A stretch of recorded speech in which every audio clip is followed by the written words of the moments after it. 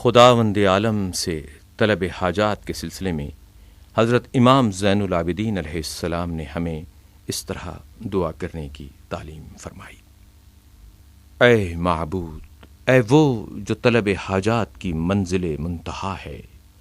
اے وہ جس کے ہاں مرادوں تک رسائی ہوتی ہے، اے وہ جو اپنی نعمتیں قیمتوں کے عوض فروخت نہیں کرتا اور نہ اپنے عطیوں کو احسان جتا کر مقدر کرتا ہے،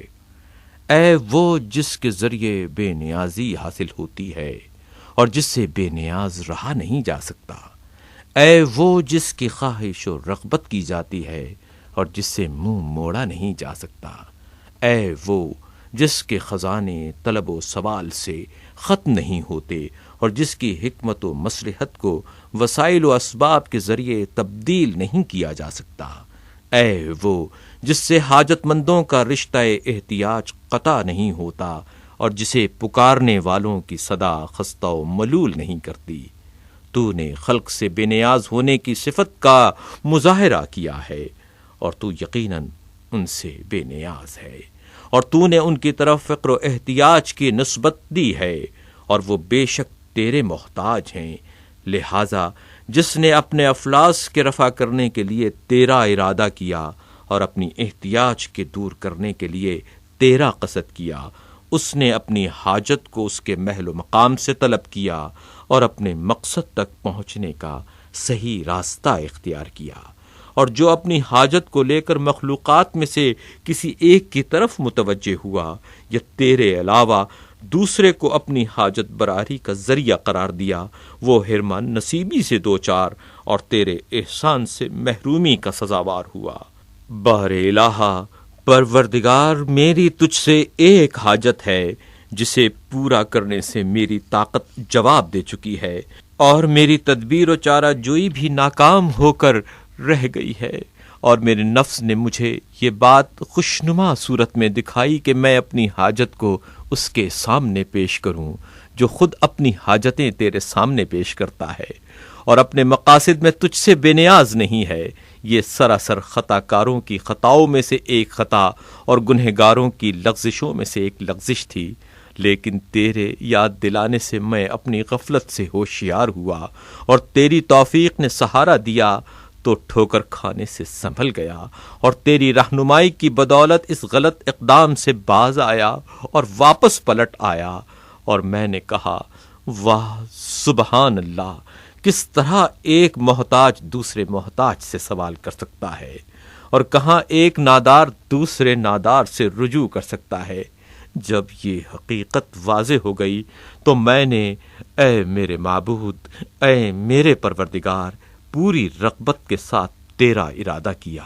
اور تجھ پر بھروسہ کرتے ہوئے اپنی امیدیں تیرے پاس لایا ہوں، اور میں نے اس امر کو بخوبی جان لیا ہے کہ میری کثیر حاجتیں تیری تونگری کے آگے کم اور میری عظیم خواہشیں تیری وسعت رحمت کے سامنے ہیچ ہیں۔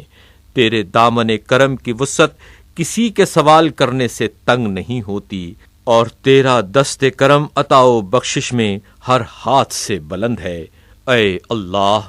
محمد اور ان کی آل پر رحمت نازل فرما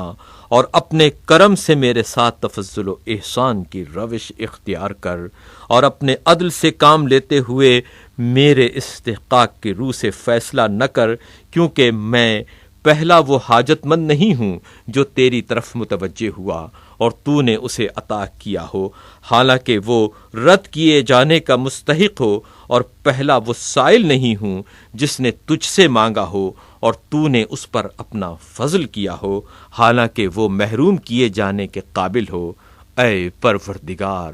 بار الہ، اے اللہ،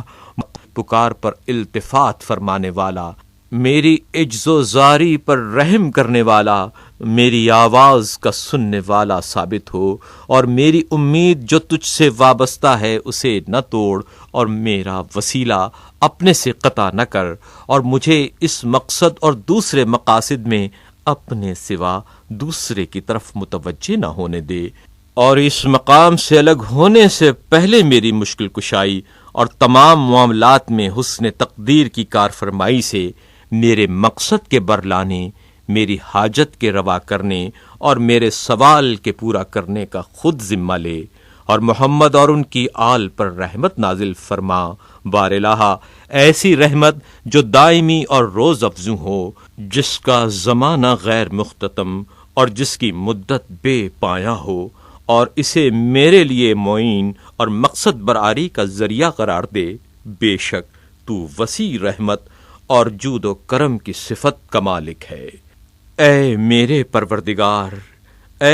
پروردگار، میری کچھ حاجتیں یہ ہیں۔ اس مقام پر اپنی حاجتیں بیان کرنے کے لیے سجدہ کیجیے اور سجدے کی حالت میں یہ کہیے: تیرے فضل و کرم نے میری دل جمعی اور تیرے احسان نے رہنمائی کی، اس وجہ سے میں تجھ سے تیرے ہی وسیلے سے اور محمد و آل محمد علیہم الصلاوات والسلام کے ذریعے سے سوال کرتا ہوں کہ مجھے اپنے در سے ناکام و نامراد نہ پھیر۔